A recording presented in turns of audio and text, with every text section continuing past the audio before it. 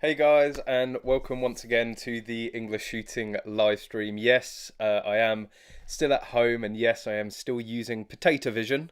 Hopefully the audio is clear enough. As always, any issues, anything going on, let me know and I'll try and rectify it as quickly as possible. The internet connection so far seems better than last week, let's just say. But yeah, it's going to be the usual deal. If you've been here before, then you know what's up. But if you haven't, it's an opportunity to just have a general gun chat. I have a few topics. Not much has happened in the last week, but enough to have a bit of a chat. But you can ask questions. There is a messenger box in the live stream. So put any questions or topics you guys want to talk about in there. And of course, don't forget to give the live stream a thumbs up, give it a share, invite people over, and also, of course, keep the conversation going. So if you guys have had anything similar to my experience of Christmas, I've done absolutely naff all, apart from eat, drink and sleep. But I hope, of course, you all had an incredibly lovely Christmas. We are Also, fast approaching the new year. How quickly has this gone? Whilst we spent most of it cooped up indoors and not being able to go out and enjoy our hobby, it seems to have absolutely flown past. It does just seem like the other day that there was all this talk of a new virus. Of course, that's causing more issues with this new tier 4 and millions of people being in tier 4 now. I'm going to talk a little bit about what you can and can't do if you don't already know. But yes, whatever you guys want to talk about, put it in the chat box and we'll get into it. DATV very kindly has already put a question in. Now, I'm not a material scientist, but I'll try and answer this as best to my understanding. Is grade 5 wood weaker than grade 1? So if you're not familiar with shotguns, you get different grade stocks. I don't know all the grades, obviously it does go 1 to 5. I do believe there's an exhibition grade that may be one of the same with grade 5, but basically the higher the grade, the more beautiful the wood is. And certainly in the gun room you can see that with the wall of Beretta coming from the Silver Pigeon right up to a lovely custom pair of Jubilees. The Jubilees, the sort of the organic look of the wood is absolutely incredible. There's all sorts of patterns in it and it's just absolutely beautiful. Comparing that to a Silver Pigeon 1, certainly the new ones, it's just chalk and cheese. I was very lucky when I bought mine. I've said many times before, I did seem to get a particularly good stock and set of wood on my Silver Pigeon, so I certainly wouldn't say it's halfway between a Jubilee and the current Silver Pigeons, but it's a lot closer than the new ones are. So are they going to be the weaker the higher the grade goes up? Now, I've watched a few videos on this. Certainly not an expert, but I know they do in some cases x-ray wood and will certainly inspect it for any weak points. So wood is a natural material. Obviously you can't always control how it grows. There may be cavities in it and particularly knots. So I would say that the higher grades that you get to, it's going to have potentially more knots, sort of more impurities. That's what gives the sort of the graining and the fabulous look. So sort of more layering. So in essence, it is going to be weaker. But at the end of the day, the sort of companies that are going to be using grade 5 woods, they know what to look like, and look for even. So I wouldn't be worried about it. I mean, I'd probably say that grade 5 is going to be slightly weaker in some way, but they're going to make sure that it's going to live up to the job at least. So I don't think it would ever be anything to worry about. We've got Gary Tillett, finally got my certificate. Congratulations. You're one of the very few that recently have got their certificates. That's actually one of the points that I was gonna talk about. But fantastic, another person with another certificate, growing the numbers. Just all you got to do now is get somebody else to get their certificate and continue growing the sport, getting as many people into it as possible. So was that Grizzly or RBA Grizzly? There's a lot to be said for a quiet, relaxing Christmas. I do have to say, despite everything that's going on at the moment, the world absolutely going to shit, it was one of the most enjoyable Christmases that I've had for a while. You know, Christmas is meant to be a bit of a time off. It's that excuse to do very little and just put your feet up and relax and overeat and in some cases overdrink. But yeah, being confined to inside the house, knowing that you're not able to go out and really do much was quite nice. It was, you know, the perfect sort of forcing of you know, staying in with family and sort of enjoying that time. So feeling fairly refreshed and already looking forward to the new year. I'm actually getting quite frustrated. There's a number of things we're trying to do in the business at the moment, but everywhere's shut until the new year, so it's quite frustrating. We are back in the office. We were in Monday today and we'll be in tomorrow, and then Thursday, Friday be off. The weekend will be off, back in on Monday, I think. So so yeah, it was sort of different, sort of not. I mean, it was just nice not having to rush around to different houses all the time during Christmas Day. Just actually, you know, crack open a tinny and just enjoy it. Asad Mahmood, hi, when can Connor get your Section 5? Can you shoot a Tallulah Arms AK-74U? Polytechnical did a review. And unfortunately, the way it works with Section 5 is it's certainly not like a Section 1. Certainly not like a Section 2, whereas when you have a shotgun certificate, you can obviously just go out there and buy as much as you want, as long as you've got storage for it. And with a Section 1, again, you need a slot for every gun that you're going to be buying. And Section 5, I believe, is like another tier to that. So you really do need to justify absolutely everything that is on there, and they try to tie it down as much as possible. Of course, there are Section 5 holders in the UK that have varying degrees of restrictions. So some will have completely open depending on the size of the business. I know most film companies, because they will have hundreds and hundreds of guns, it's not necessarily feasible for them to lock them down to each one. But certainly a first-time applicant, you're not just going to be able to go, oh, suddenly I want an AK-74 or 47. You have to, for magloading, certainly it will be for development. Now, Magload don't develop anything for the AK platform as at the moment. It's going to be ARs. It's going to be handguns. I know we're chomping at the bit to get into the IPSC handgun market. We're in shotgun, we're in mini rifle, we're in rifle kind of with some of the accessories, but a handgun is the biggest division out of all the IPSC divisions. So it will. I'm not saying we will never get stuff like AKs if we were to get a Section 5, but it's going to be a lot of ARs first. We have a lot of difficulties with mil-spec, because despite it being a mil-spec is not mil-spec. Not all mil-specs are made equal. So we have a lot of difficulty making stuff like the magwells. Is the magwell dimensions change from rifle to rifle, even though they're all mil-spec, and that's why if you go on Magload's website, you'll see there's many different variants. We have a general mil-spec magwell which does fit the majority of ARs out there, but then things like the Lantac, those are slightly different, like the Chris, the Chris Defiance, whilst again that's not necessarily a true mil-spec rifle, that's slightly different despite being praised as mil-spec. So yeah, it will be a host of ARs to be able to develop and also check cross-compatibility, make sure that they all work. So and handguns, ARs and handguns. Yes, it would be lovely to have a load of full auto stuff under Section 5, but at the moment there would be no developmental need for it. Sinner 2004, quick question on a 1522. Would you say a scope and a 45-degree red dot combo is worth it? And if so, what package would you go for? I'm maybe not the best person to ask at the moment because I'm in a bit of confliction myself. So I would say that a scope and 45-degree red dot is by far the most popular and sort of all-round versatile combo. That's what the top level shooters in the UK, certainly for mini rifle, run. So the likes of Ben Ducker and Josh Hicks, they're running.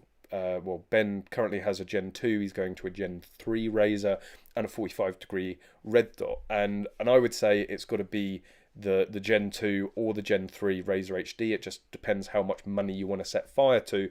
Personally, the Gen 2, like that's good value for money. The Gen 3, I don't. I've already covered it. There is a video giving the comparison. I don't think personally it's worth the additional money. And for a 45-degree, another Vortex red dot. So either the Venom or the Razor. You can't go wrong with either of those. So yeah, I'm still not entirely sure about what my mini rifle setup will be. I will probably end up defaulting to the Razor Gen 2. Sort of better the devil you know, but we've been trying a variety of things. Obviously there was the MRO, I've tried the UH1 from Vortex, I'm even trying at the moment, there should be a review going out tomorrow of the Spectre, the Alcan Spectre, which is actually a surprisingly good optic for mini rifle.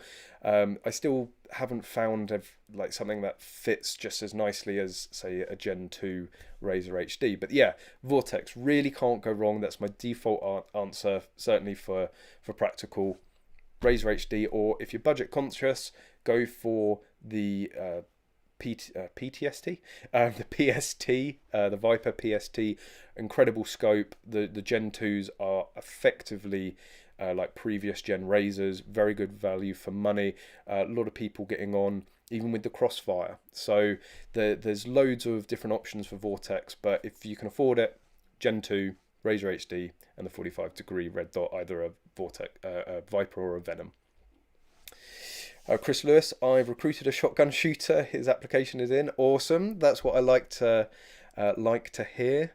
More people, more numbers, growing the sport. I say all the time, I really do feel it is the best counter to the antis. It's the best counter to all the legislation that we're seeing time and time again, is numbers.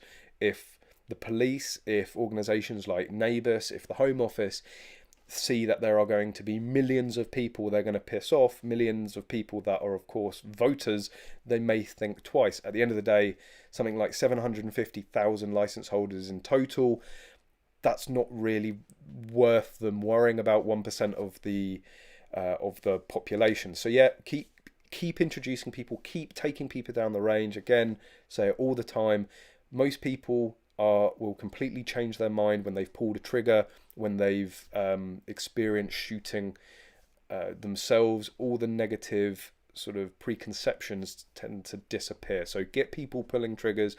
Moreover, get them pulling triggers safely. They're bound to enjoy it, and they're bound to want to get their certificates and join the sport. It's been late. I haven't yet been drinking, but there is a slight bonus bonus for me, that is.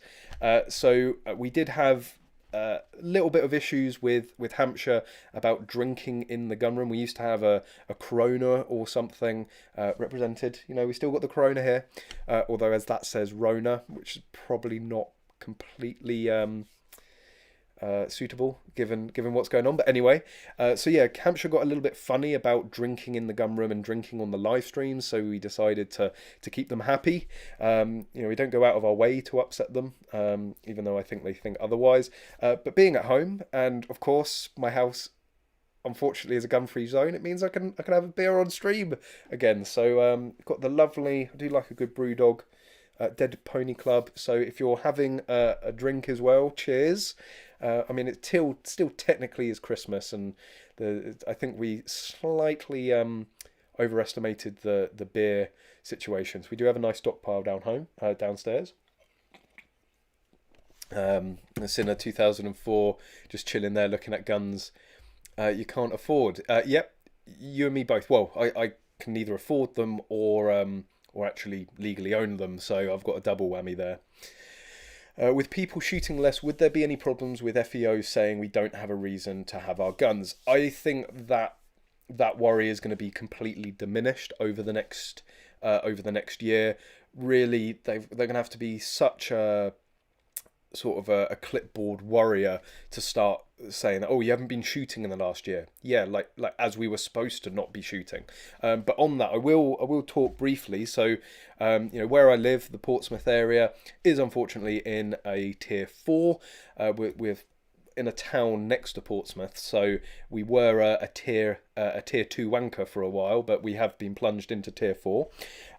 So just if you don't already know, the highest tier currently in the UK, you can still go shooting under tier 4. There are a few conditions though, so you have to travel locally, and it is advised strongly that you do not come out of the tier 4 or travel into another tier to go shooting, but keeping your travel locally. Hopefully your range is nearby or your permission is nearby, so you can travel locally, and you can shoot with people you live with, people within your support bubble, or one person. So of course, it being outdoors, I don't think indoor ranges are going to be open. I'm not 100% sure, but certainly for outdoor shooting, if you have an outdoor range, and of course, don't leave the tier unless it's for work. So obviously, there's people that shoot for a living, and they have to travel for their work. If it is for work, if it is for your income, then of course you're allowed to travel. You're allowed to go and do that if you're a pest controller or,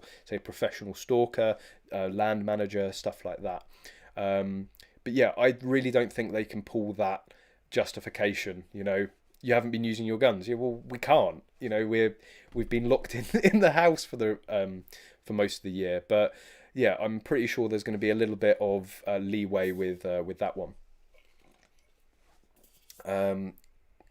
Gez Roberts, what's the best semi-auto AR-15 platform in 2.2?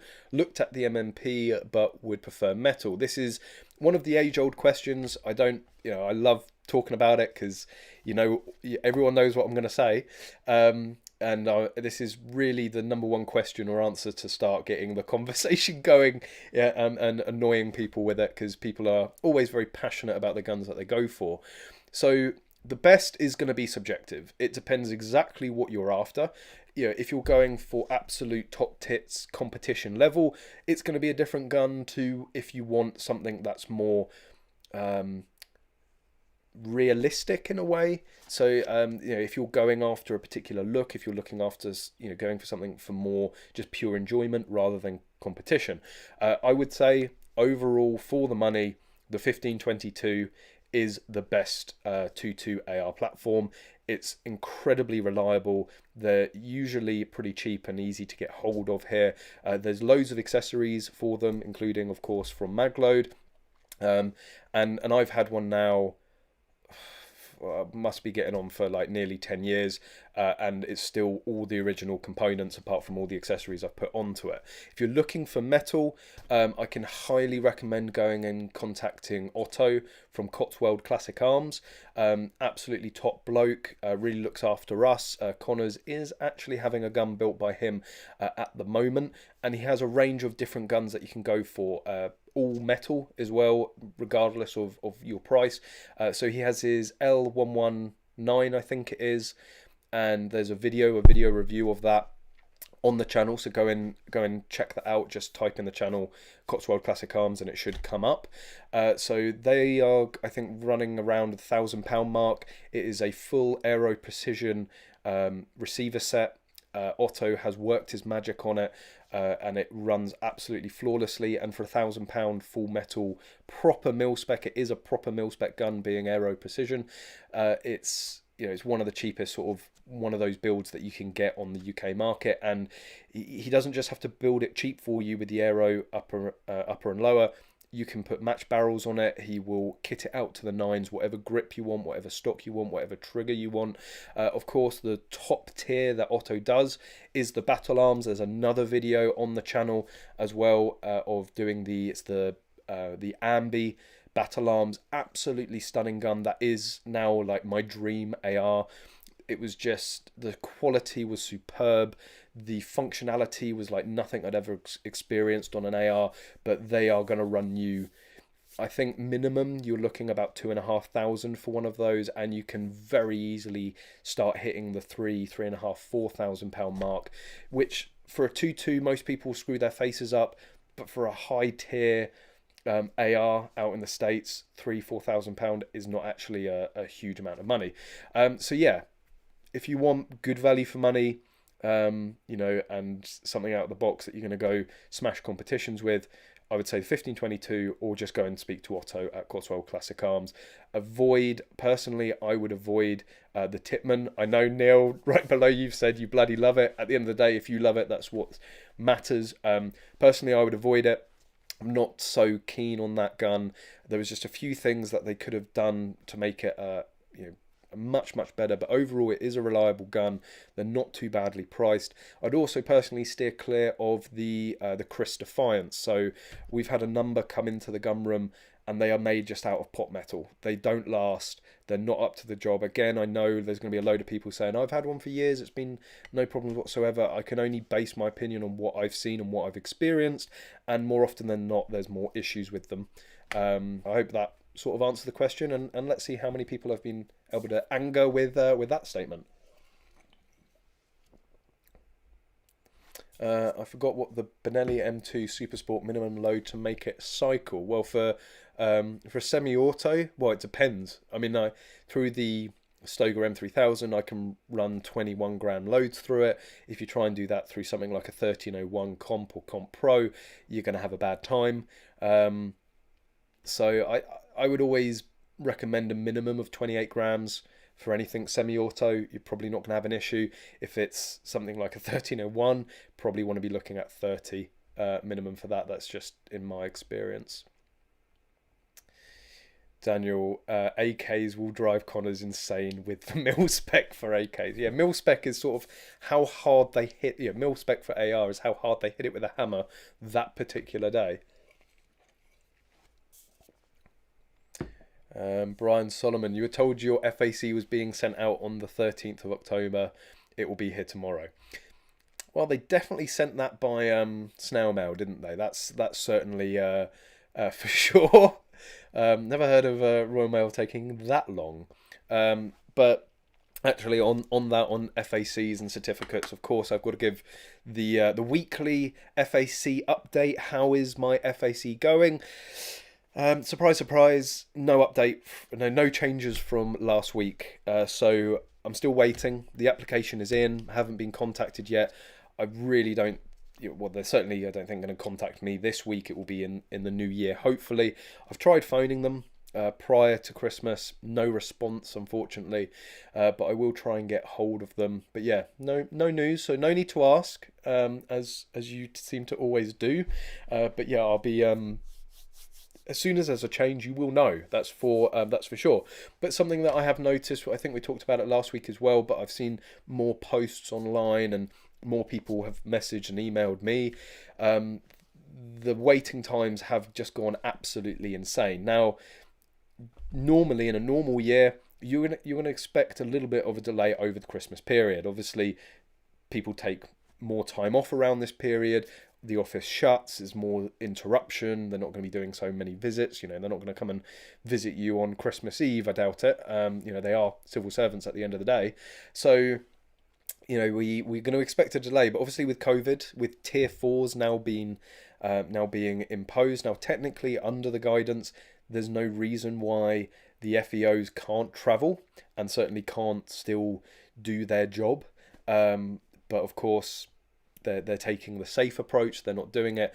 So basically, anyone that is getting your FAC now, you're lucky bastards, because everyone that is still waiting, I think it's going to be an extraordinarily long time. I am hoping to be pleasantly surprised on that, but we will have to see, won't we? Does anyone know what's happening with the European firearms pass? So as far as I know on that one, anyone that has a current valid European firearms pass, it will stay valid until its expiry. I think that's what's happening with current ones. In terms of applying for new ones, I don't believe you can apply. Now, of course, they have just done this deal. They just have they've announced the Brexit deal, so I haven't had enough time to be able to, between all the eating and sleeping, to go and research that myself. But I will definitely look into that. I will make a note to check that out after the stream, so that I can potentially do a video, or I'll catch up in another live stream. I know that it is going to affect us quite a lot. Connors does have a European firearms pass to compete across the EU. A lot of the big IPSC matches are over in the EU, so he needs to take his shotguns over there to compete. So yeah, as soon as I've read up, as soon as I've pulled my finger out and had a look at it, I will let you guys know. Matt Liddy, where's the other handsome chap who's normally on? I don't know who you're talking about. There's only one handsome chap here. DATV Browning 525 Maruku MK38 Maruku MK70V. Unfortunately, I don't have a huge interest myself in Browning and Maruku shotguns. I will recommend them to people to go and try them out, but I couldn't tell you the differences. What I will say is Bretta Silver Pigeon 1. Like that's the one that I can recommend time and time again. But yeah, Browning. Have I ever shot a Browning even? Yes. Yeah, I've shot him a few times. Maruku, I don't even think I've ever shot a Maruku. So, yeah, I'm really not the man to ask, and certainly don't phone up Alex at Blue Field Sports, because he's most definitely a Beretta man as well. Wales is completely tier 4. Seven Side is trying to reopen. They are an outdoor range, so they should be okay. Bisley is shut, I believe, as their class is tier 4. They are, and of course, there's a lot of indoor ranges there as well. And you know, I think again with firearms, they're going to always be. They're going to err on the side of caution. If you're anywhere near to breaking the rules, it's frowned upon. Even if you're within the rules, if you're seen to be going close to them, to the edge of them, they get unhappy. Simon Foster, everyone's asking for Connors, so I should just go home. I should just get him to stream. Unfortunately, when Connors isn't here, so I'm at home, and despite what you guys might think, we don't live together. We are not in a relationship like that. We are, I think I explained it last week, but anyone that didn't see it, we are in the process of developing a permanent home for the live stream. So having a permanent studio setup slash podcast slash live stream area, setting it up every single week in well, even just in the gun room where a lot of the equipment is kept. It takes a lot of time. Things get damaged, things get broken. Of course, the gun room is then out of bounds because it's all set up with camera gear and lights and all that. So for the short term, they're gonna be a bit ad hoc, and we're gonna try and get back into the full swing. But it will be better than ever, I promise you. We've done a lot of research on how to get the perfect setup, and then it won't change. So it should be consistent every time. There'll be a lot easier to do. We can then continue the weekly live streams. It just, for me, it wasn't working every 2 weeks, and for Alex it wasn't working every week. So you know, I've compromised, started them doing them here at home so that I can do them more regularly, and I see, depending on what the COVID rules are, how that goes, we'll try and get Connors back as soon as possible. I'll tell him that everyone misses him. I'm sure that won't go to his head too much. Richard Weston, thank you very much. Really appreciate that. Of course, all donations still go to the channel, so I won't be taking that out for the wedding fund. So whilst there hasn't been a huge amount of shooting news, I certainly don't have... I was going to talk about Christmas presents. That's a bit dire in terms of shooting. But some big news in my own personal life is I did get engaged on Christmas Eve. So it took me long enough. My girlfriend of 8.5 years finally came to my senses and put a ring on it. She did say yes, very thankfully. It was a bit interesting getting around, you know, all the COVID regulations and what was going on and all that. But we made it happen. She said yes, which is the most important thing. And she's over the moon for some reason. You know, I couldn't think of anything worse, spending the rest of the life with me. Well, it can't be that bad, really. So yeah, that was some big news. So appreciate that, Richard. I will tell Holly as well. She'll like that. She does usually drop in every now and then, so you might be able to congratulate her directly as well. But anyway, back on to the shooting thing. So I was talking about Christmas presents. No shooting presents at all. Absolutely nothing. I did get an absolute butt ton of Lego though. Yes, I am a child. I've basically just spent the last week at least being a toddler. I've just eaten, slept, and built Lego. It's the dream. Like, again, why would you want anything else for Christmas? So all car related Lego, as I'm a big car nut, as I'm sure you guys know. Something that I'd wanted for an absolute age that was very kind to receive was the Lego Technic Bugatti. It's absolutely insane. Like, it's the biggest Technics set that I've ever seen. Like 4,000 pieces. I've spent 3 or 4 nights on it so far. And I'm probably about only 2/3 of the way through. It's an absolute beast. You'll probably see it. I'm thinking of clearing out this cubby hole here. I was planning, before I started building it, I was going to put it in there. It's a bit big, so I'll see if it fits, but you may see it in the background of a live stream in the future. But yeah, so yeah, basically been a child for the last week. What else is new? Gary Tillett, thoughts on the HK 416. Like, I know where you're coming from. I know people love them because they're HKs, they're 416s, and all that. And it was the gun. I've said it many, many times. It was the gun that I was looking at before the 1522. Luckily, I ended up going for the 1522. I didn't necessarily want to, because I wanted something that was metal, that felt realistic, that didn't feel necessarily like a toy like the 1522 does. But I would avoid it. Again, unless you're going for it because it's a 416, because you want a gun that mimics the 416 and you're just going to go and use it for general plinking or a bit of fun down the range. For anything that you want to be upgrading, dropping in aftermarket accessories, stuff like that, and certainly for competition, I would steer clear of it. They're not the most reliable guns. They've got pencil barrels. They're effectively an airsoft gun that were made into a 2.2 long rifle. It's not done by HK, it's done by Umarex, and again, they're more well known for their air guns and airsoft guns.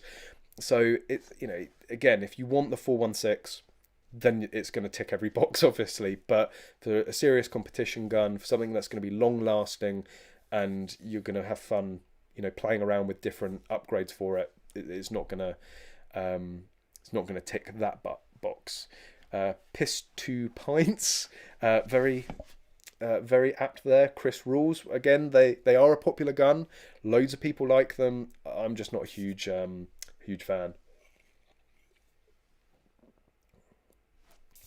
Do you like the Desert Tech after seeing the Gunroom TV review the other day, but also like the Tikka Tactical, so in two minds? The Tikka Tactical's going to cost you less, that's for sure.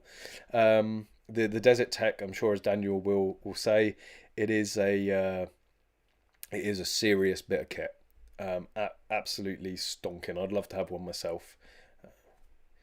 Any news on the price increases? US have huge demand currently and supply won't come back till this time next year. So yeah, I don't know. I don't have a crystal ball, unfortunately. I wish I did. I'd have a lot more guns, a lot more cars, that's for sure. But we usually seem to be on a delay.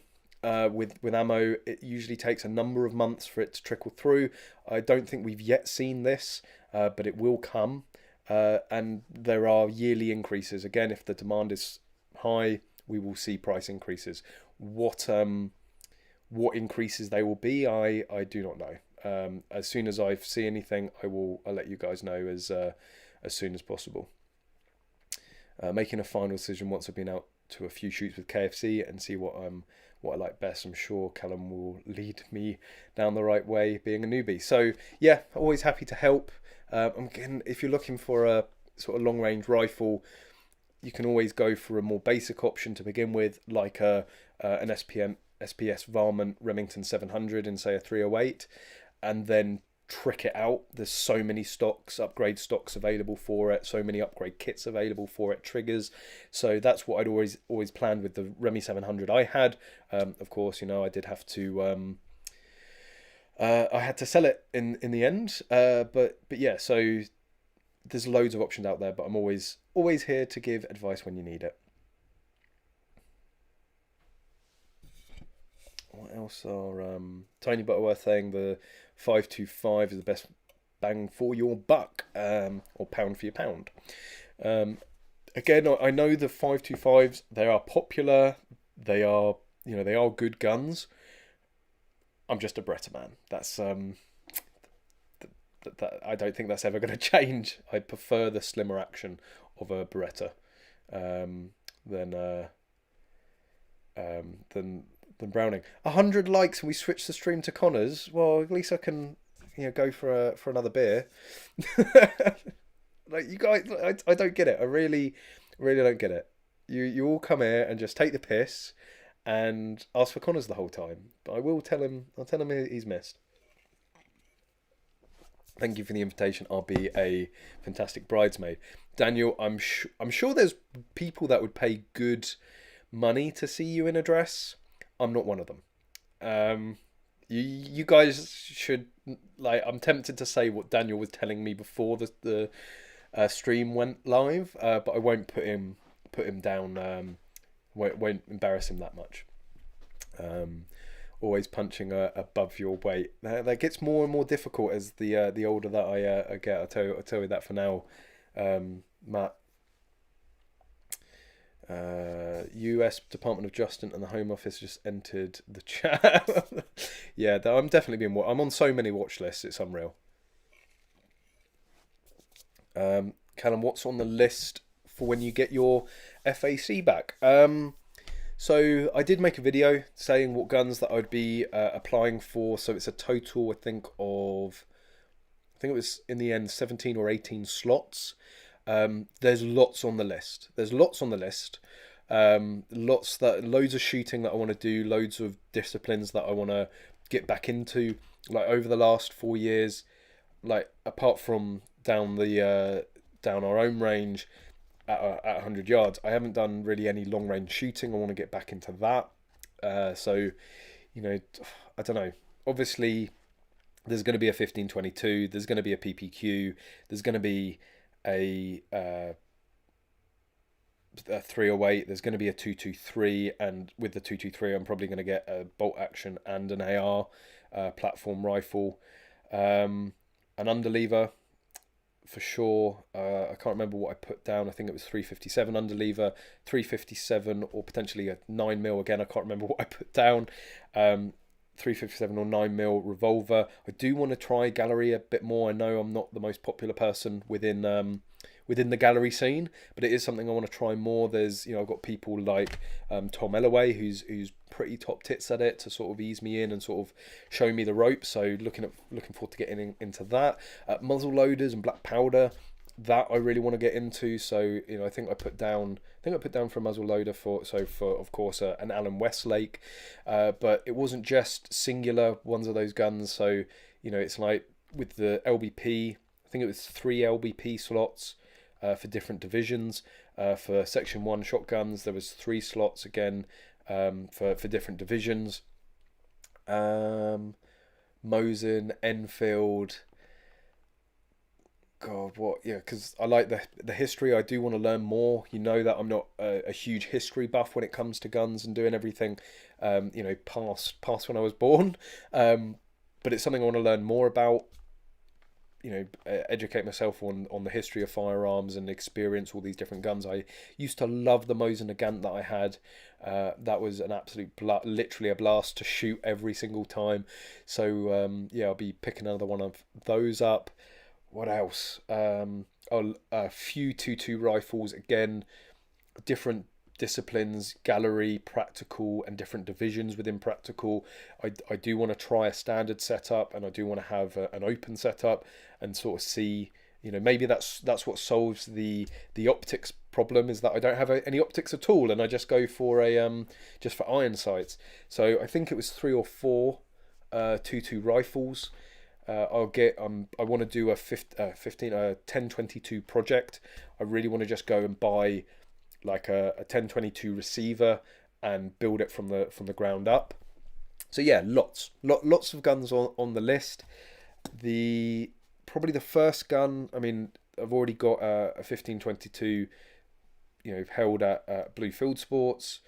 The first 2 guns that I'll be getting straight away is of course the Benelli M2. That's what I plan to use as the main gun, the main division for practical shotgun, and I want to be getting a PPQ. So those are the 2 guns I'm probably going to go out straight away and get. Everything else, again, it's just a question of money. If I've got the money, I'll fill the rest of the slots up. But if not, then I'll buy my time and try and fill the slots up as soon as possible. It's because he has a better beard. Better is subjective. He certainly has a longer beard. Better is subjective. Oh, and Tom, speaking of Tom Ellaway, he is in the chat. I've just seen him in there. So thanks for joining, Tom. Michael got beard envy every time I see his. Yeah, Connor's, it is a majestic beard. I'll give him that.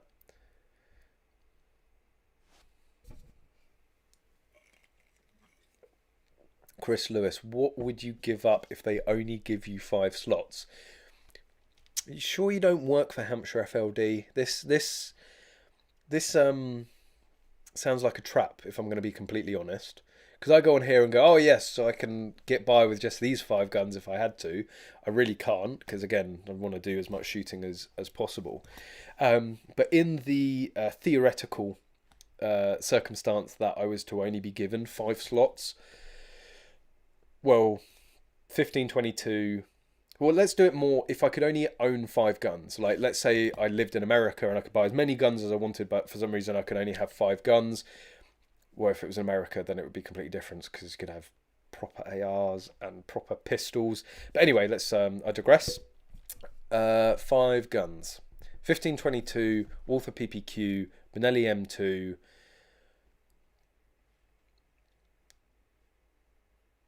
Remington 700. Yeah, Remington 700.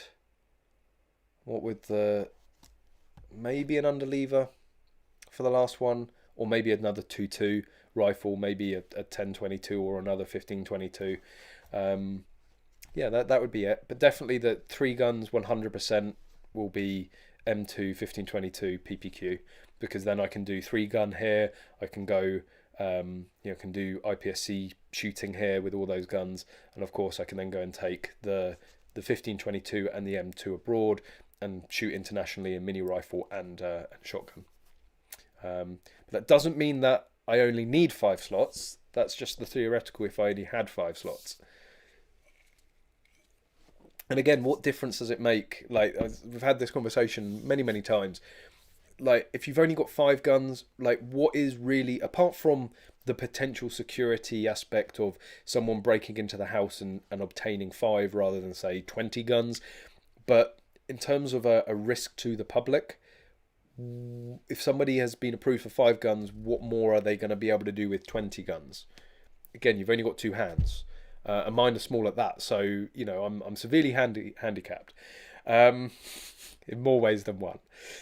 Richard Weston, come on guys, 71 or the 72 watching now and only 30 likes. Yeah, guys, what you doing? Come on, help the channel. I say it all the time, it really does help. It's not for my own vanity or self gratification, that will come later. It's for the statistics. If the channel gets more engagement, if it's more likes, more analytics, it grows, it reaches more people see it, more people see the sport, more people get into the sport, more numbers.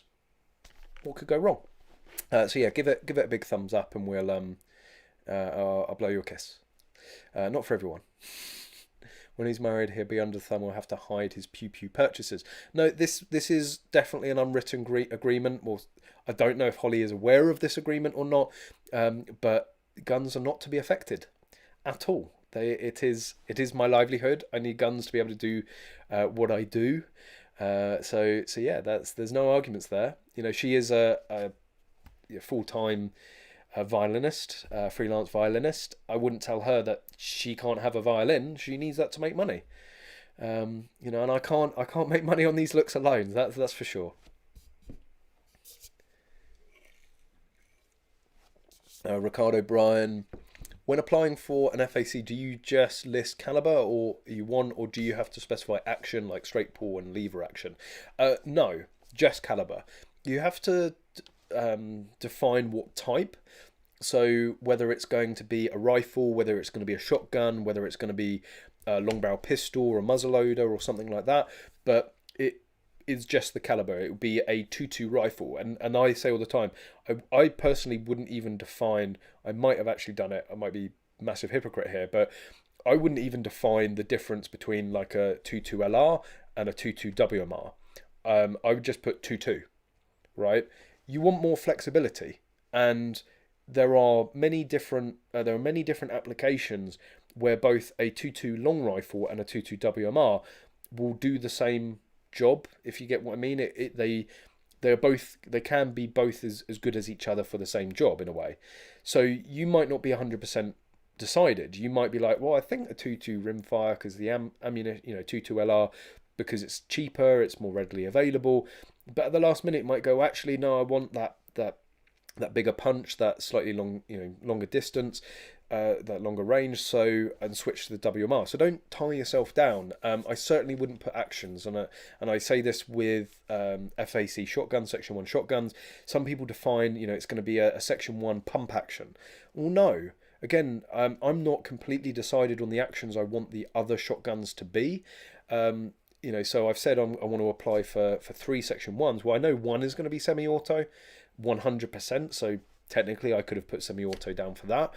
But I don't know yet if I'm going to want, another semi-auto, maybe go for modified. I'm going to want a pump action to go for standard manual, or box fed to go to open. I don't know what the other two are going to be yet, but I know that I'm going to want them. I know that I'm going to use them, and I will decide once, when I've got the cash and once I've got the certificate to go and do it. I don't think there's anything wrong with that. So just the caliber. And of course, someone talking about cabinet size. What are FEOs like with regards to slots applied for and cabinet size? Cabinet size is it can be an issue because the FEOs obviously see hundreds and hundreds of safes like every week, right? They're going and visiting many different people, many different safes, so they learn what the safes are. Certainly Bratton Sound, one of the most popular, most common safe manufacturers for guns in the UK, you can tell what model it is if you just do a little bit of research. And if you're seeing these and inspecting these safes every single day, then you're gonna know what capacity is the stated capacity. And this is where I've had difficulties in the past. So I've got two different safes. Both are Bratton Sound. Highly recommend them. Never let me down. Fairly good value for money. And I believe one's like a 5 to 7 capacity, and one's a 7 to 9. And of course, an FEO always look at it worst case, so they go, okay, well, it's a 5 and it's a 7, so you can only have 12. And I'm like, well, no, because it's 5 to 7 and it's 7 to 9, so you can have 18. But then also, even the top level limit that the safe actually states isn't the upper limit, because what if you're going to fill it with just long barrel pistols? What if you're going to fill it with Section 1 shotguns and underlevers with iron sights where you don't have the scopes? So you can actually get, probably in the largest safe, I would say that I could quite easily fit like 15, 20 shotguns in it quite easily, and probably like 30 odd long barrel pistols. Certainly when you get into muzzle loaders and all that, whole stack of them. So you need to, this is the sort of circumstance where I think you need to stand a little bit firmer with your FEO and say, like, look, I know what I can get into my safe. I had this conversation on my initial application. They were a little bit worried about what I could fit in that safe, and it turns out I had buckets of space. I could fit more than what I needed in there. And when it came down to the variation, they tried it again, different FEO actually, and I said, no, I know what I can get in here. At the end of the day, it's my responsibility to make sure that they are securely kept. If they go missing, if they go lost, that's on me, no one else. So, and he was like, yeah, you're right. If we come round here and every gun is not in that safe, or every round of ammunition is not in your safe, then you're going to have problems. And at the end of the day, we're trusting you with a firearms certificate, so we're entrusting you to make sure that everything's safely secured. So, it's very hard until you have the physical guns to sort of know what you can get in the safe. But I know everything, despite, so the upper limit is, if I was to take the Bratton Sound sort of upper limits of my safe, I think it would be like 16. I can fit a lot more than 16 guns in those safes, 100%, without sweating it. And then you get into topping and tailing it with it and hanging things from the door. Absolutely not a problem. So again, it's down to you to have that conversation. Don't be rude about it. Don't be aggressive about it. But stand firm. You're trusting me with a firearm certificate here. Trust me. Trust that I know how much I can get in the safe. Do I watch Hickok 45? Sometimes. Again, I tend to use YouTube as a bit, apart from obviously doing live streams and making the videos for the channel, I tend to use it as a bit of a wind down, a bit of a brain clear. And because like pretty much my whole life is around shooting now, with Magload, with English Shooting, I'm full time with Magload. So, when I want a bit of a brain numb, I'll go to cars. It's my other like, as I'm sure you can probably tell, like I had to go and put where are they? Get the patches, because I realized there is like nothing else shooting related, maybe apart from the Die Hard picture, nothing else shooting related behind me, but there's a lot of cars. There's like everything about cars, I think, on almost every single shelf. So yeah, that's my other big passion in life. And yeah, I tend to watch car YouTube channels. But yes, I've seen plenty of Hickok 45. I've of course seen the watermelon video. I watched 22 Plinkster, Callum Noir. I like a lot of his videos, and I love his blend between sort of his review style, but also his sort of the commentary, the sort of political commentary that he does. I think he's overall a great sort of advocate for the sport out there, and also Second Amendment, of course. Who else do I watch? Occasionally Forgotten Weapons. Again, I'm not a huge history nut, so it doesn't appeal to me greatly on that side. T-Rex Arms, I watch them occasionally. Wreck and Load, SRS Power, although I don't think Sam has been uploading much recently. Who else? I'm actually just going onto my YouTube to see who I'm subscribed to. But again, I tend to watch car channels. We tend to have this conversation like every month or so. Subscriptions. Yankee Marshall, I don't watch a lot of his stuff anymore. But I was big into his videos for a long time. Jerry Michalak, of course. Probably Jerry Michalak is the number one that I watch, actually. Mainly because Lena as well. They're both 3-gun shooters, IPSC shooters.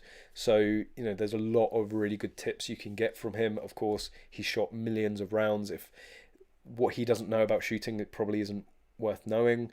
Iraq Veteran 8888, of course. Again, I used to absolutely love their gun gripes with Barry.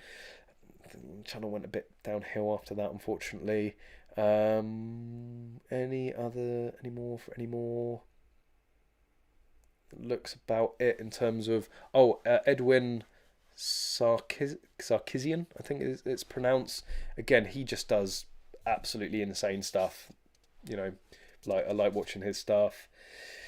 Field Sports, I'm subscribed to Field Sports channel. Again, I used to be religious. Every Wednesday I would wait for their channel. They used to do their one weekly video, which was like 20 minutes long. Of course, they've got a hell of a lot bigger now, and they put out more regular content. But I used to love it.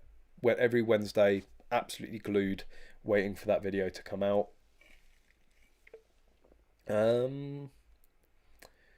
Yeah, that's I think that's about it for subscriptions, unless there's just people that haven't uploaded for a while, but that's all it. But the majority of my subscriptions are cars, as I said. There is a synergy. I've said before, there is this synergy between cars, guns, and watches. Gun guys tend to be into their cars, at least, and certainly tend to be into their watches. And I think it's just all that mechanic. They're like, it's functional. Like they're functional tools. Of course, a tool is functional. They're like, how do I best is? They're all like tools. They're all tools that you can just sit, look at, and appreciate. If that makes any sense. Like, you can go and use the tool and enjoy them. You can just handle or be in the tool and enjoy it. You can just sit back and look at it and enjoy it. And I think that's what, there's that mechanical appreciation as well. You don't necessarily need to use it to appreciate it, because you know of the mechanics that are going on. And I think that's why there's this sort of synergy between those three aspects. So yeah. Grand Thumb, yeah, of course. I just don't have the time to watch them all. I really should. Although WMR is expensive, same as HMR. Yeah, Daniel does like to buy in bulk, that's for sure. Sinner 2004. Yes, car man, he says, with a new hairdresser's car. No comment on that one.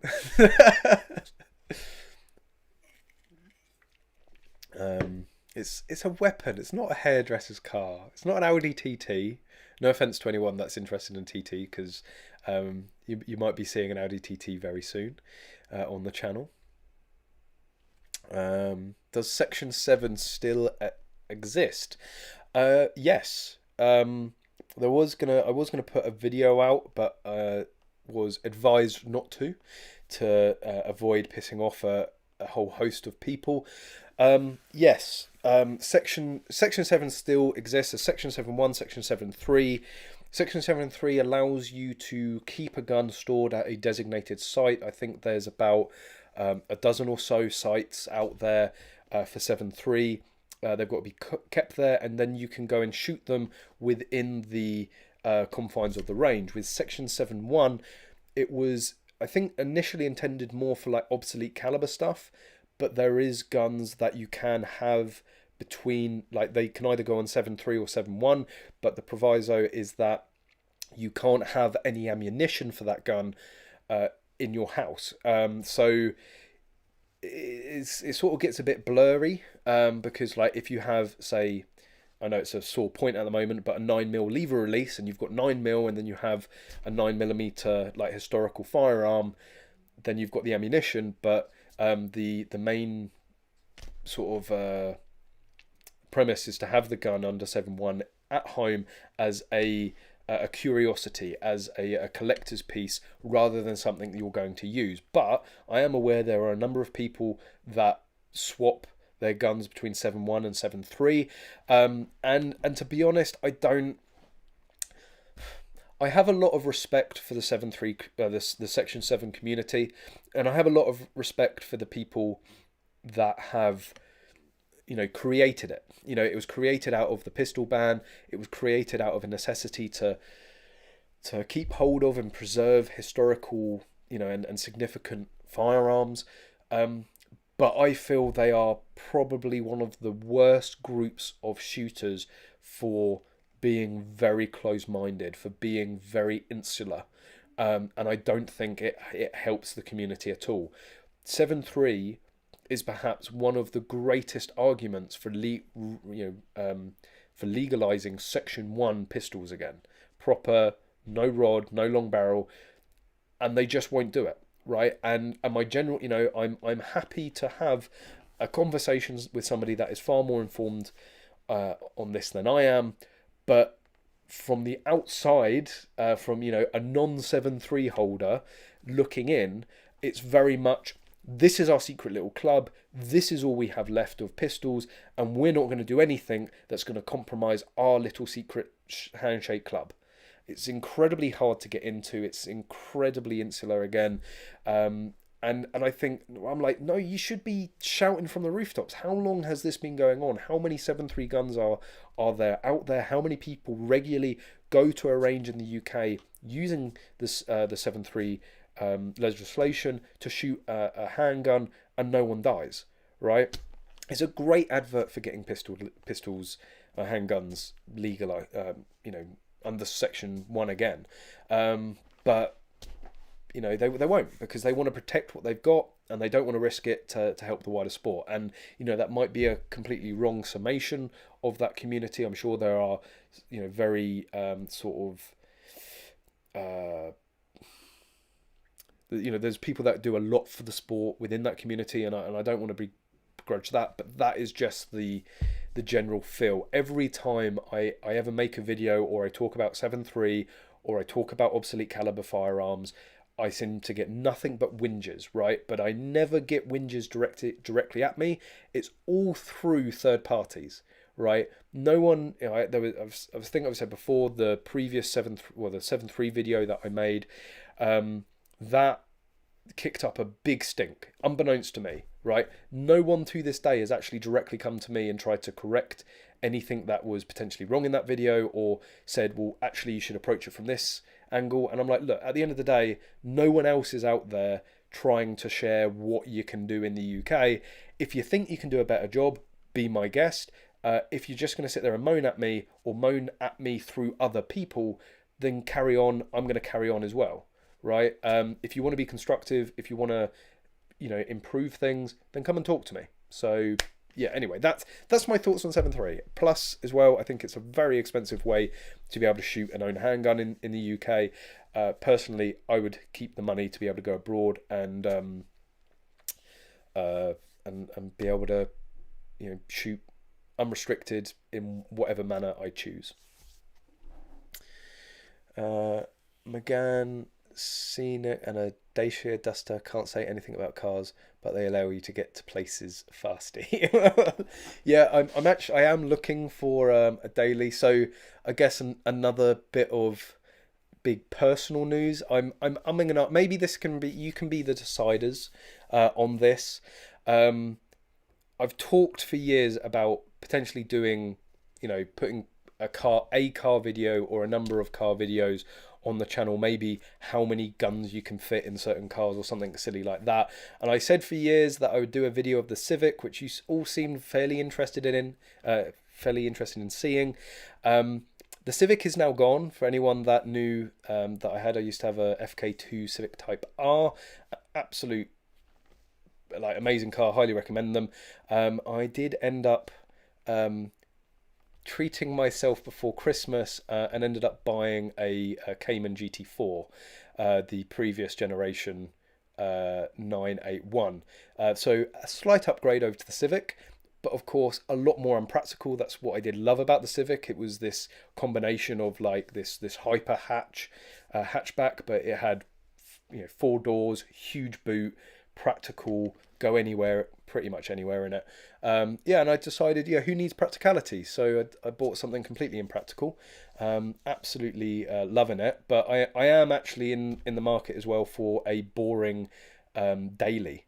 I'm having a bit of a struggle on that because I enjoy driving interesting or fun cars, and your boring dailies don't sort of tick that box. But yeah, if you would like to see, I'll do my best to do the proper car YouTuber video, or maybe something a little bit different. If you would be interested in seeing the GT4 on the channel, I'd be happy to oblige. I might just do it anyway. How many shotguns can you fit in a GT4? That could be interesting. Surprisingly, quite a bit of space, I have to say. Surprisingly. But yeah, so it's I've got. I was trying to make a list tonight of what to talk about, and there's fairly, big news in my personal life with the engagement, new car, all that stuff, but not a lot with shooting. But yeah, Kyle. Oh, evening, Kyle. Daddy Kyle has entered the building. I nearly said something completely different. Then let's Does Carl get a throne to sit on at your wedding? As long as it's not a red wedding. No red wedding, okay? We'll see what we can hook up. Feel free to do a video on my old loud banger. Well, you've got Cinna 2004, you do actually have the best shooting vehicle. So yeah, maybe this is what I should theme it, the best, trying to find the best all-round shooting vehicle. It's gonna be a Land Rover Defender, so that's sort of already settled, I guess, but there's no point, we can try, we might be pleasantly surprised. Volvo, yes, I've been looking at Volvos, practical, cheap to run, fairly quick actually, they're fairly nippy. We've gone completely off guns as always. I'm tempted to get an S1 Elise with a supercharged K20 swap. Yes.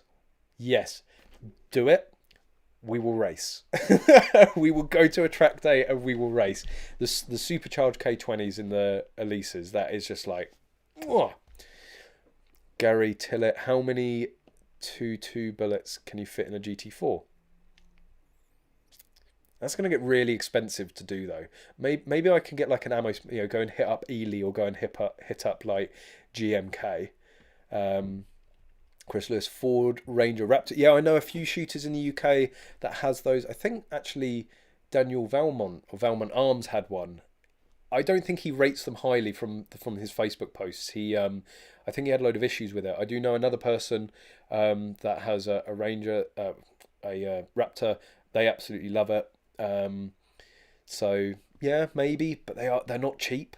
I'm looking. I spent all my money on the GT4, so I've got comparatively pennies to spend on the daily. I'm thinking stuff like maybe an old 3 Series. I did see someone say Skoda Octavia, maybe a VRS, and then hopefully have like the best of both worlds. Have a practical, but fairly nippy. Suzuki Jimny. Yes, Connors he's desperate for me to buy a Jimny. A really good practical off-road sort of shooting vehicle. I was actually going to go even more like old man and boring and go for a Honda CRV. Sorry, Matt. But I generally do like the idea of a CRV, 4-wheel drive when you need it, big, spacious. It's Honda, cheap to run. Roof might rust out, but we'll see.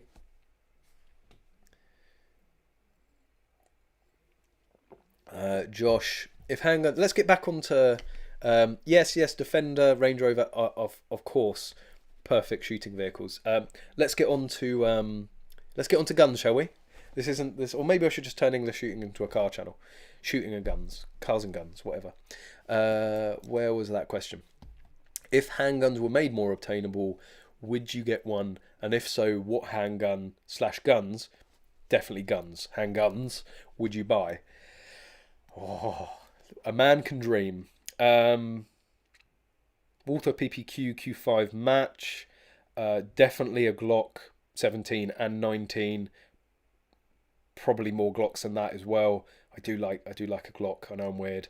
Beretta 92 FS, of course. Yippee-ki-yay. Yes, of course. I did watch it. Anyone else watch Die Hard Christmas Eve? It's a tradition in this household, and it's great. I've seen it so many times. You can fall asleep halfway through, wake up, and still know exactly what's going on.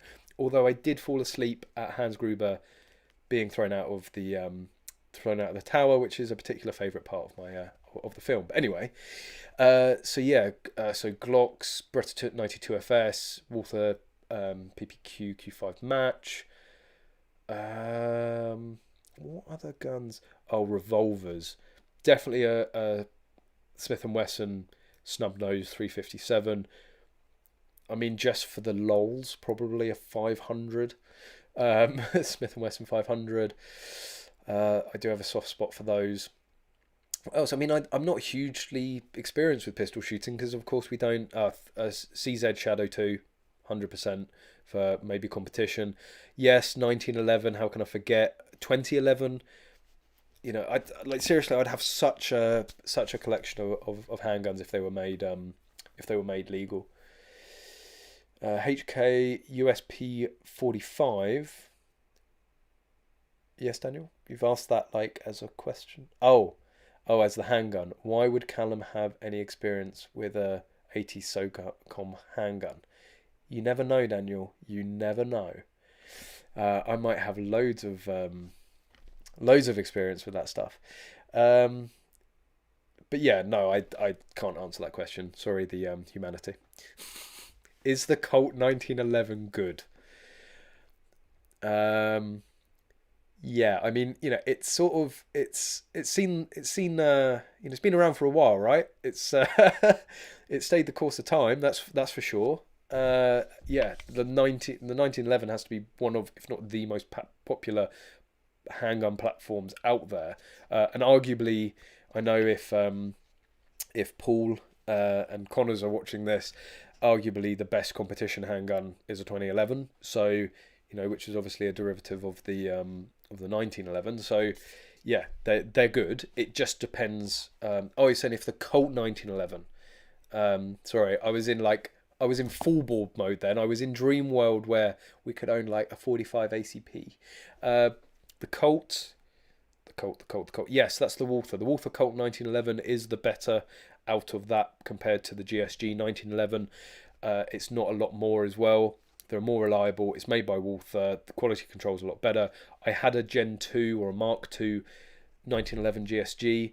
Got on well with it. I didn't have any of the issues that people seem to have with them. The Mark 2 is certainly a lot better than the Mark 1s on the GSGs. But the Colt 1911 is the 1911 to go for, unless you're going to go and have something insanely custom and bespoke made. I don't know if Low Mill Rangers, whatever they're called, still make theirs, but you're talking, you know, £1,500, £2,000 for one of those, whereas I think the Colt 1911 is like 500 quid. Yes, for the 17 and the 19. You just can't go wrong. You just can't go wrong with a Glock. Paul again from Magload will severely disagree with that. Ricardo Bryan, new channel, English Rumvums and Bang Bangs. That could be something completely different, if I'm going to be completely honest. Anthony Lee, 92F F sucks. But it does all right for Mel Gibson and Bruce Willis. It must be all right. It was in a movie once. It must be a good gun. It is pure. The reason I have an obsession with that gun is, first of all, it's Beretta. My first ever live firing gun was a Beretta, Silver Pigeon, and I would love for my first handgun to be a Beretta as well. Plus, Die Hard, easily like one of, if not my favourite movie in all time. So, and of course, I'm a big Lethal Weapon fan as well. So, you know, it sort of all goes together. I would just have it to have it. You know, I wouldn't compete with it. I wouldn't, you know, if I was in the States, I wouldn't necessarily conceal carry it. I would just have it to, you know, it's what I was saying earlier about, you know, watches, cars and guns. I would just look at it, right? I would just look at it. I wouldn't necessarily need to shoot it. I just need to know that it was there in the safe.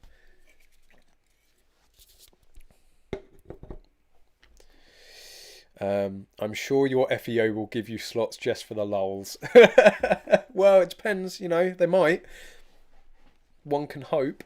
Of course, we're talking about, you know, we're talking about pie in the sky if they were to be legalized. But yeah, if I lived in America just for the lulz, I would have a 500. And I would like that's what I love about America. You just go to the gun shop. Why do you want a 500 caliber revolver? Just for the lulz. Good man. You know, it's just so different out there.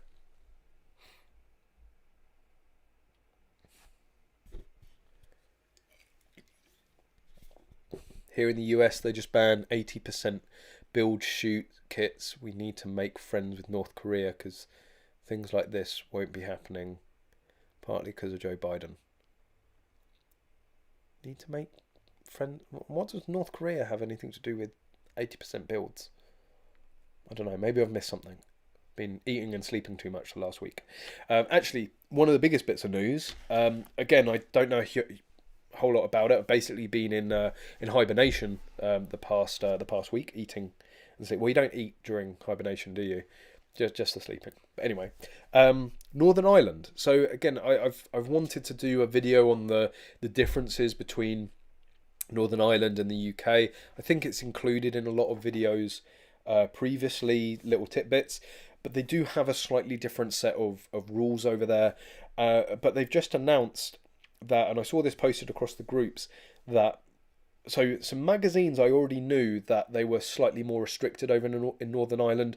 You could only own magazines for calibers and guns that were on your tickets, on your FAC.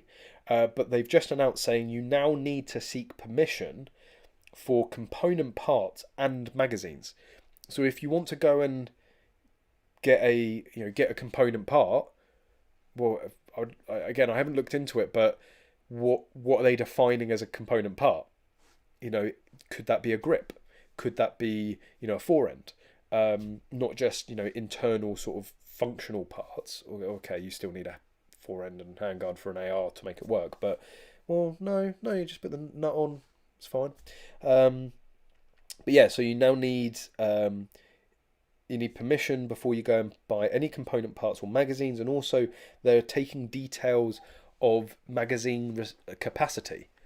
Like, come on, that's like one of the things that like we usually get to laugh about when we get into a US versus UK. Like, we're completely unrestricted on our magazines, and apart from Northern Ireland having to have them, have them for the guns that are on your ticket, but now they want to know the capacity. Like, oh, come on, it's not important. Like, especially in Northern Ireland, right? I'm sure when it comes to firearms, there are slightly more pressing and important issues rather than whether somebody has a 10-round magazine for their 1522 or a 25 round. And what if you buy extensions? Actually, that's a good point. What if you buy, like the +6 or +7 extensions from Magload? Like, is that classed as a magazine or a component part of a magazine? Do you have to get permission for that now? So yeah, I'm sorry to hear that for anyone based in Northern Ireland. I'll probably get in contact with Mike Lindsay, because if anyone's going to know about it, he's going to know about it, and I'll try and get some more information. Probably do a full video on it. But there's a bit of news that for anyone in Northern Ireland you should be aware of, and we've talked about it before. Traveling over to Nizza, do not take magazines if you ever go on one of the UK PSA or KFC. I think KFC have done trips out to Nizza as well. If anybody goes out to Northern Ireland, don't take magazines. It's not worth it. They get really, really funny. They will be confiscated. You may not be able to board your plane. And if you can hear the barking, of course, I'm at home, and we do have two small yappy type dogs, a terrier and a Yorkie, who love going out late at night and barking. So a bit of background noise for you there. As the year winds down, how's everyone doing? Keeping safe and well, I hope. Yeah, well, I'm pretty good. I'm is enjoying the right word? I'm like, the lockdown is quite nice. Of course, we're still working, going to the office. So, that's things are pretty normal. But again, we're not. You're not going out in the evening. You're not really doing that much that you'd normally be doing. So it's just nice and chilled. So yeah, I hope everyone else, of course, is doing well and enjoying this time of the year. Again, it's a nice time to sort of reflect on the year previous and for the year ahead. Lots of cool things that I can't talk about at the moment happening next year, hopefully. So we're just working full steam ahead on that. And as soon as, of course, any news, I will let you know as soon as I can tell you. Kiddle should do trips open again to Prague and the US. I believe the news on the US is that from January you can travel to the US now from the UK if you've had a negative test within 72 hours of your flight. So that'll be good. That means that the American shooting trip should be back open. I guess that's what everyone's looking forward to, what everyone's keeping a close eye on, is getting back into the sport, being able to get out there and do it. With the vaccine, of course, I think everything will be as back to normal as it can do or can be by the middle of the year. So competitions at the moment, all the competitions are scheduled. They're meant to go ahead. The trips to American shooting trips are scheduled to go ahead. It really depends sort of what happens over the February February March time, but we have to wait and see. But yeah, so Kiddle did message me and say that they are he's planning to do at least 2 trips next year, I think it is. So one in April, one in October. The first one that is open, Connors and I will be going on 100%, and I'm sure, Daniel, you will be joining us as well. I know there's a lot of people that watch the channel that go on the American shooting trips. So yeah, as soon as they're back open, we'll be out there, and I'm sure he's going to be oversubscribed for the full year's worth of trips that he's hoping to do. But again, everything's still a little bit up in the air, but you can only plan. You can plan, hopefully, but I wouldn't be buying tickets just yet until things are a little bit more certain. But yeah, plans at the moment is to get back into normal, both in the UK competition scene and also going abroad for shooting trips. Blackstone 41, you got your your magload extensions just in time. Yes, you did. We really should, like, would we be in violation of it if we sent it? I don't know. It's like we get questions from California. We sell a lot of 1522 upgrade kits to California, not California, to America. So they're very popular in the States, and California and New York are, of course, well, they've just changed it, but when there were these sort of very strict 10 round limits, we were very cautious of, well, actually, are we allowed to send them? But at the end of the day, they function as bumpers. So it's sort of like how things can work here in the UK sometimes. Like, yes, you technically could break the law with it. It's like having the example is having an air gun suppressor, silencer, moderator that could be used on a 2.2, but of course isn't on ticket and can be sat on your windowsill. Now, of course, there's nothing stopping you apart from the law of using it on a gun, but of course, as soon as you do and you use it in that way, it becomes illegal. The same sort of holds true for the magazine restrictions in the US. So a lot of the 1522 owners will have 25 round magazines, but they're pinned. So it's completely legal to have that 25 round magazine as long as you're not using it above 10 rounds.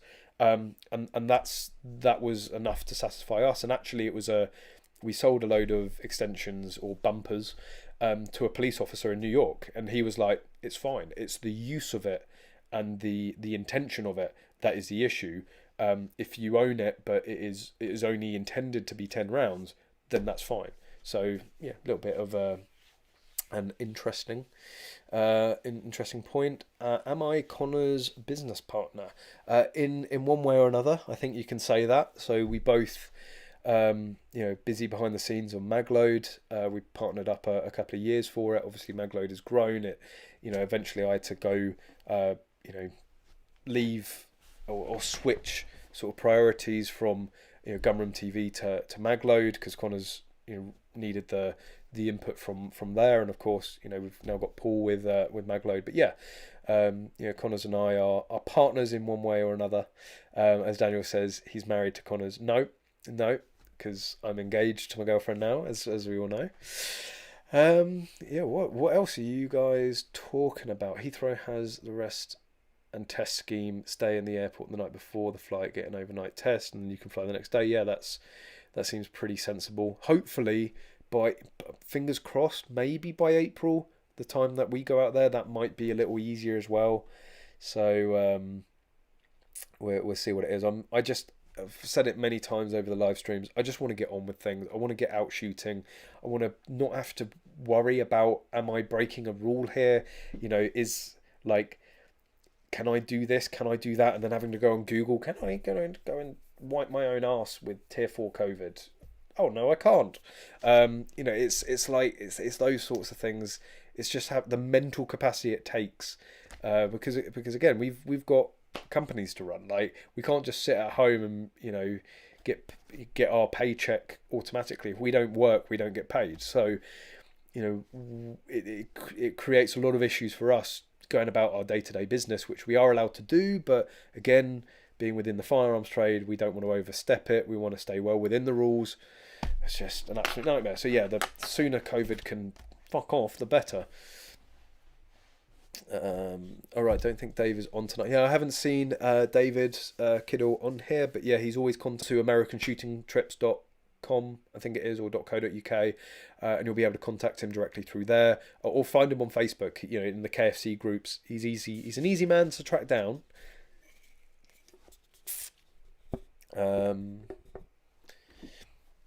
Do you know if people are welcome to come along to the PSG matches as spectators? I guess you're talking about KFC.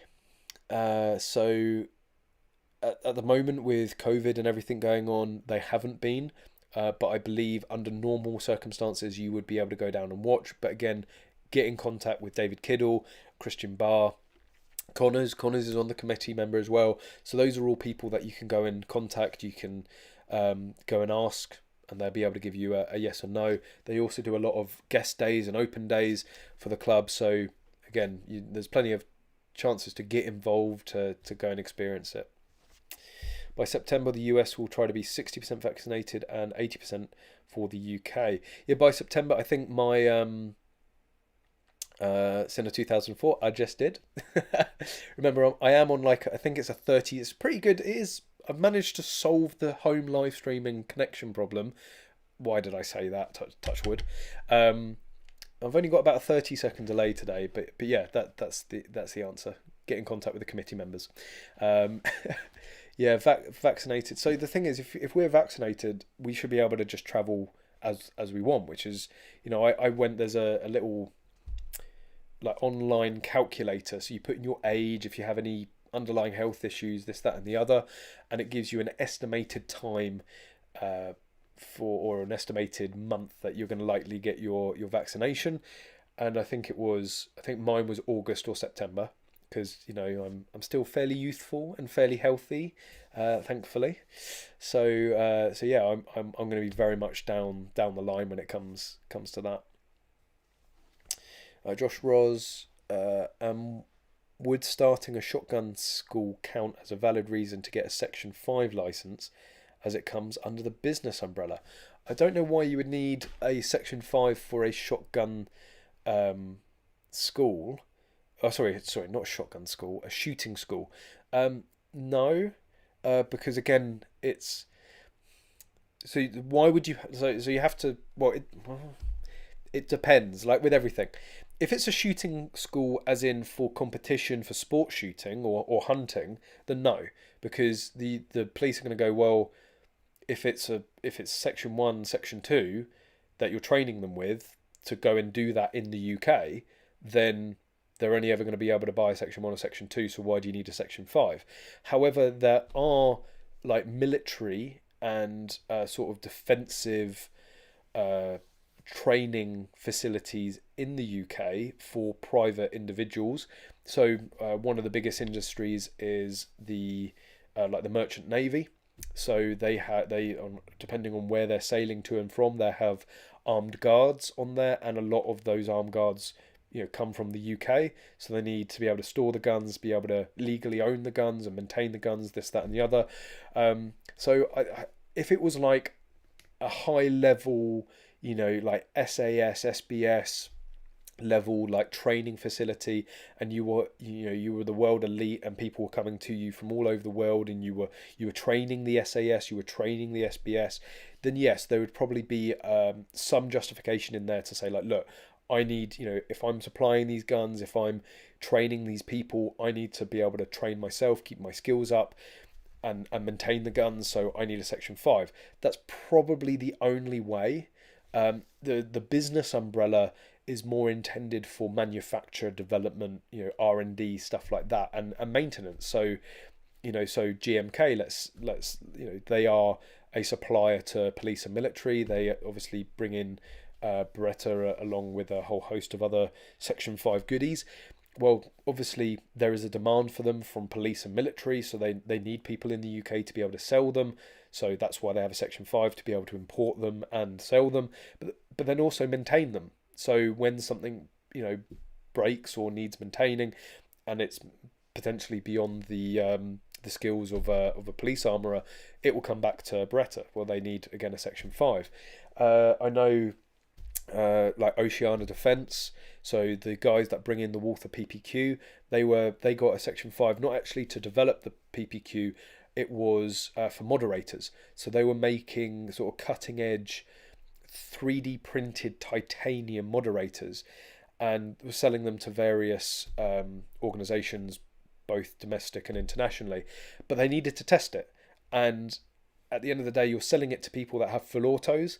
It's going to see full auto use. so he needs to be able to test it with a full auto. So he got a Section 5 to be able to, for a number of full auto guns, to be able to test his moderators.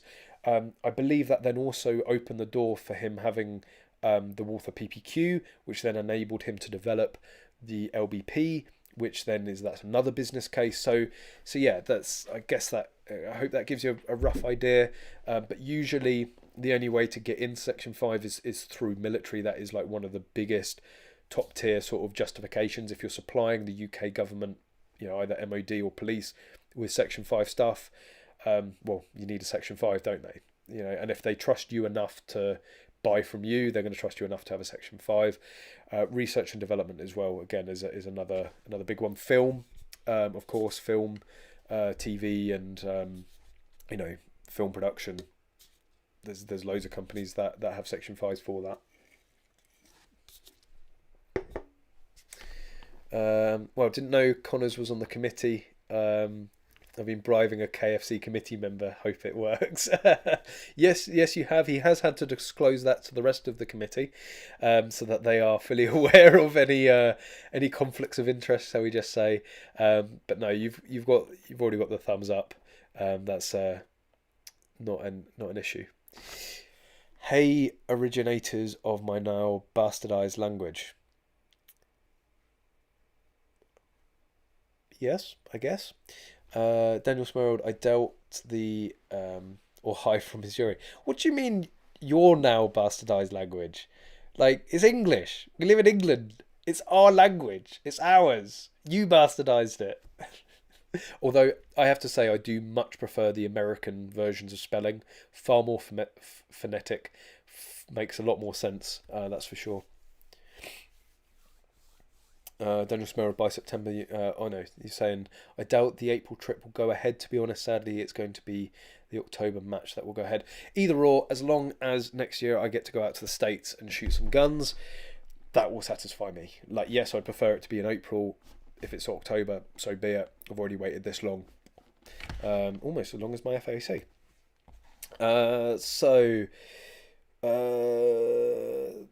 Oh, just a quick reminder as well. It's the last point on my list here. Just checking that I've gone through everything I wanted to go through.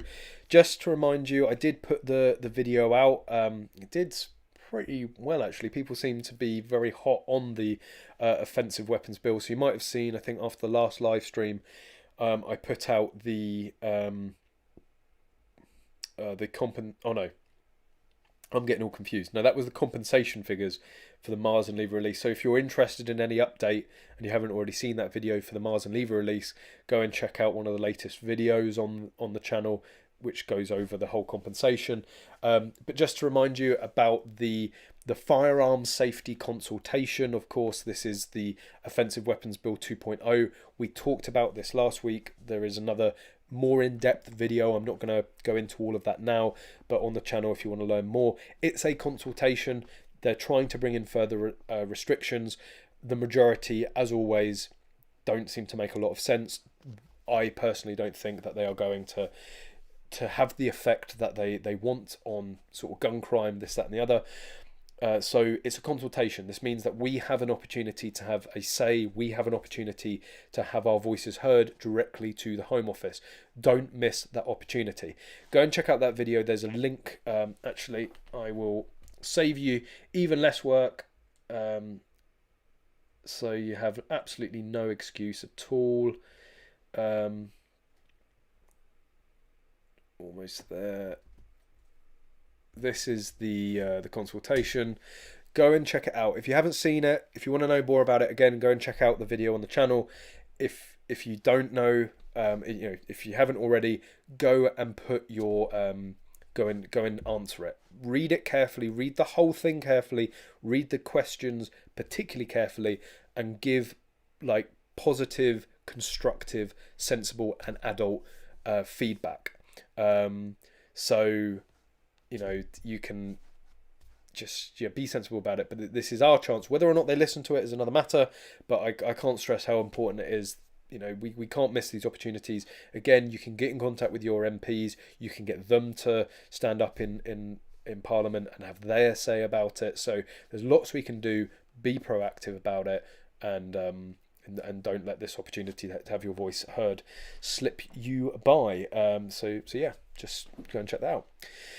Alberto Films, you mean, and Artrezio provider company can get a Section 5. What's an Artrezio? Google. I wish I wasn't so expensive. What do you mean by Artrezio? All I'm getting is like tyres. I don't know. But yeah, for filmmaking, you can get a Section 5. So of course, in some movies they want ultimate realism.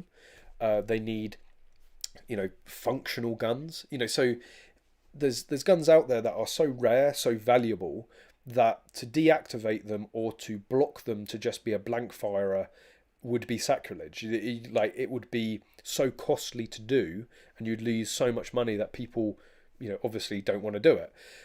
So you need some guns that are still in their Section 5 form to be able to, fire blanks, to be able to be used in movies, for research, for, documentaries and things like that. And handguns, just for, a starter.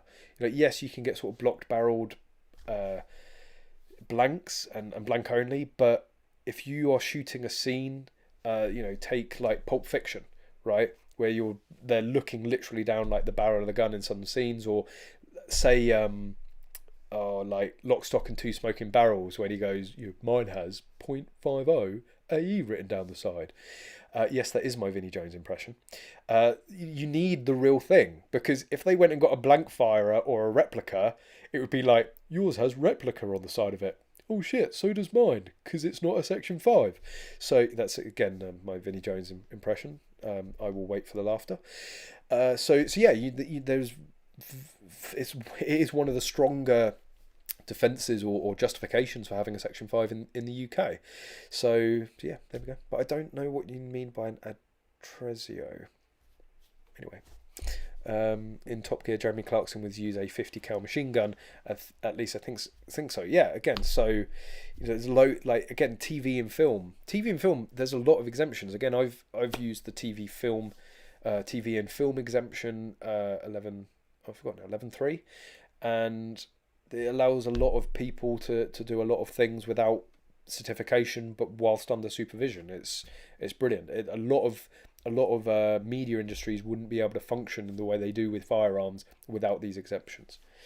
I don't know what you mean. That was a great impression. So, like always, still talking complete bollocks, but at least I made you laugh. Here in Leeds, we have the National Firearms Centre, one of the best firearms collection in the world, not open to the public. Not long ago, a European regulation tried to have them all deactivated. Yep. Good job we're leaving, right? Museums, again, another huge justification for Section 5s. Again, if it's a piece of history, you don't want to be destroying it. You want it to be preserved in the state it was intended to be in. So yeah, again, you don't want to be butchering them, so they need a Section 5 to be able to preserve them. Artrezzo is props for movies or theatre. Okay, yeah, so that makes sense. So yeah, again, Section 5. There, what is it? It's bear. Is it bear arms? Bear arms. Film. Here you go. So this is one of the companies that I know about. They're actually, I believe they're based, or certainly work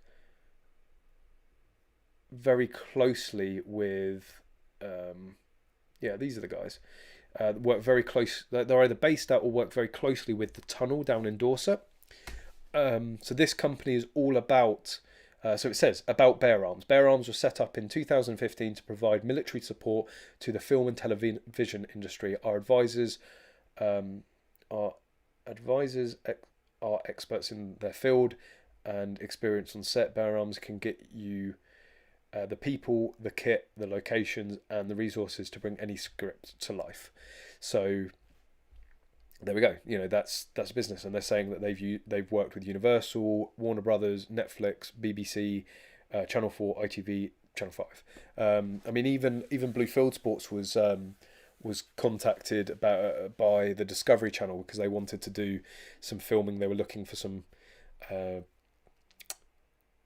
spots to film on the estate. So yeah, again, great justification. Would a Spaz 12 be legal in the UK? I believe I have seen some Spaz 12s, but they've been modified. They have a slightly longer barrel. I think in the like Jurassic Park configuration, they wouldn't be UK legal, but you can get variants that are, I think. Oh, I'm on to my second one. This could get dangerous. Do you have a best budget shotgun for PSG, and what upgrades would you recommend? Best budget, it depends section 1 or section 2, but for a section 1, the Stoeger M3K, 100%. I think it's one of the best value shotguns you can go and get. Is it as good as a 1301 Comp or Comp Pro or an M2 or an M2 SP? Absolutely not, but they're like £550, whereas like an M2 is going to set you back like 1,200 quid easy. So, on the new market. So for section 1, yeah, M3K from Stoeger. If you're looking for a section 2, then just go for the M3000, and then you can convert it like I have over the time. Well, I haven't converted it to section 1, but I've put a tube on it, even with the block still, and I've spec'd it out. And in terms of modifications, 100%, the first modification is to open the port up, to have some port work done. Now that can be done at Bluefield Sports. It's Connors that does all of the port work there. He's an absolute genius. He did the port work on the M3000 and also on the M2 that I use, and his port jobs are absolutely insane. So the port work, it opens it, makes things longer, smoother, so that you can get those loads in quicker. So like the M2, actually out of the box, a standard M2 field is impossible to load out of the box, quad load efficiently. You give it a good cut, it's one of the fastest loading guns that you'll have. Yeah, 100% the port work. An extension tube, of course, I will recommend the Magload carbon fibre. It is the lightest in the world, and it's light out front, so it helps with the reduced swing and the inertia of the gun. So because they're custom made as well, you can get the exact capacity you want.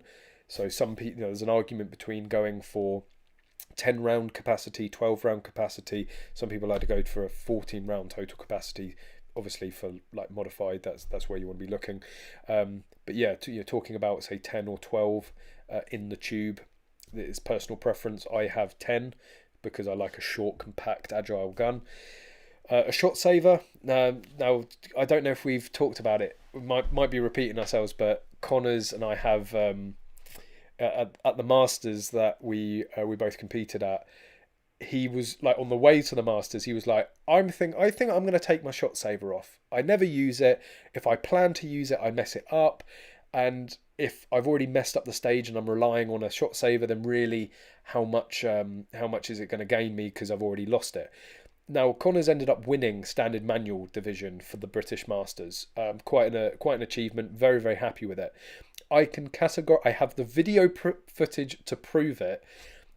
If he hadn't had the shot saver on there, the stage saver, whatever variant or whatever way you want to call it, he would not have come first, right? I don't think if it wasn't for the shot saver, he wouldn't have even come in the top 3.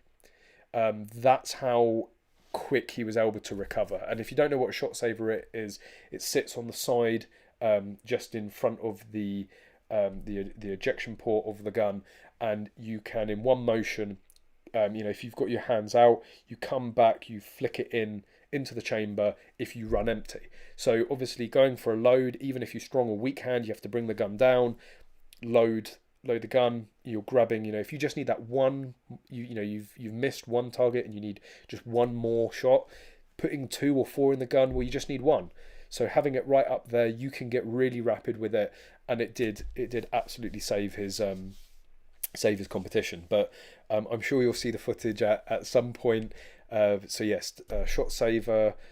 In terms of accessories modifications, like an option 3, loader, a Primus loader. They're very, very popular. Barrel clamps. I personally don't run a barrel clamp. Connors does or doesn't, depending on what side of the bed he gets out on. Extended chokes, 100%. You need a set of extended chokes. It makes it easy to remove them. You'll be constantly you're putting in and taking out chokes on the range, so extended make it easier. Of course, if you're getting into practical shotgun, a Nexus Pro. Unfortunately, being at home, I don't have one. Maybe I should pinch one from work and have it here as a bit of display. A shotgun caddy. If you're going for standard manual, standard, or modified division, you will need to learn to dual load at the bare minimum or quad load. And the only way to do that is with caddies. Now, there are loads of different makes and manufacturers. I started with Tacom. They are some of the cheapest sort of quad loaders. Well, they're not caddies. They're not the spring adjustable. Now, I've become a bit of a caddy snob. Really, the top tits level are the spring adjustable ones, and there are a number of them, like Elwin, King Competition, Easy Load. Who else? Well, Magload, of course. But yeah, the spring adjustable ones are the ones that you really want. You can easily switch between slug, buckshot, and birdshot, different length cartridges, all on the same loader. Again, I'm going to be biased. The Nexus Pro is like it by every metric that you measure a caddy from. Go and watch, I think it's Clive Gamblin's video. The Nexus Pro comes out on top. It's lighter, it's smaller, it's got more crush resistance. Much smoother grab, or it's got, again, how Connors did this I don't know. It's got better retention but a lighter pull. He's just nuts. But anyway, there we go. Those are sort of, you need a belt rig, you need caddies, definitely a port job, definitely an extended magazine tube, definitely a shot saver, enlarged bolt charge, bolt release, charging handle, stuff like that. If it doesn't come on the gun that you buy, those are pretty much everything that you need. Or just go on to maglo.co.uk and have a look around there. Anything on that site that's sold, you definitely need, please.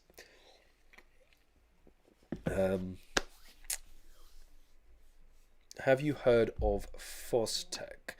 Yes, I have, but I can't remember why.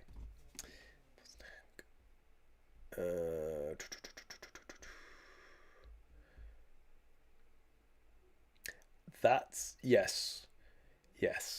I want one. They look fairly easy to be made UK legal. Actually, I've seen some with longer barrels.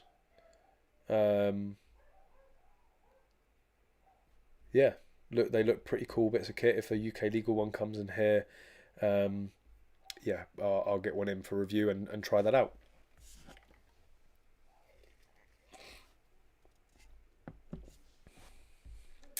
Any suggestions on YouTube channels for lever action sport shooting? No, unfortunately. That's about it. Yeah. Any more before we wrap up? Again, now that I'm at home again, another perk is that I don't have to be as strict on the hour and a half because it is just me and my lonely self. But I do really need a pee. But if you have any last minute questions, but before all of you guys go and leave me, make sure you hit the like button. Again, if you weren't here earlier and you didn't hear, it helps with the channel, it helps grow, it helps with the analytics. So please, even if you're watching this video like later on and you're not watching this live, if you've sat down and watched this pre-recorded, nearly like 2 hours, then well, you must be an avid fan, so I appreciate that. But it always helps. And again, when you're watching the videos, any likes are appreciated on the videos. Really does help the channel. So before you go off, do you want some apple tart and ice cream? So as I said, I really need a wee. And I should probably wrap it up there. And it sounds like there's dessert waiting for me as well. So that's a Brucey bonus. But yeah, make sure you hit the like button. I will wrap it up there. Not just because of the dessert. He should lay off the sweets. That's a little bit little bit rich, Daniel, if I'm going to say myself. Especially when you're doing the naked running man. Whoops, did that come out? Anyway, so yeah, I'm gonna wrap it up there, guys. It's been a great stream. Honestly, I didn't think that we'd have a whole lot to talk about. Actually, it's been a pretty good one. Internet has held up throughout of it. Paul from Point Blank Simulator is joined. Unfortunately, we are heading off now. So that's going to be it for this evening. So next week, let's have a look at the calendar. Can we get back onto Thursday? Yes, we should be able to. So from here on out, we should get... I have been thinking of maybe switching it to Sunday, but I'm likely to be more busy on a Sunday, funnily enough. So we should get back to the regular weekly Thursday live streams from here on out. So I appreciate all of you guys' patience on the sort of the ad hoc nature it's been, and it will probably be over the next few weeks or so, but we are working again on a designated spot for it, designated sort of YouTube studio, so we're very much looking forward to that being completed, and then the quality should skyrocket and should get even better than before. But yeah, again, guys, thank you everyone for joining. Really hope you've enjoyed it. Again, should be a new video out on the Spectre Elcan Spectre tomorrow, Spectre Elcan, so make sure you check that out. But thanks for joining, hope you've enjoyed it. Thanks for your support. Thank you, Richard, again for your donation, and as always, guys, hope to see you soon.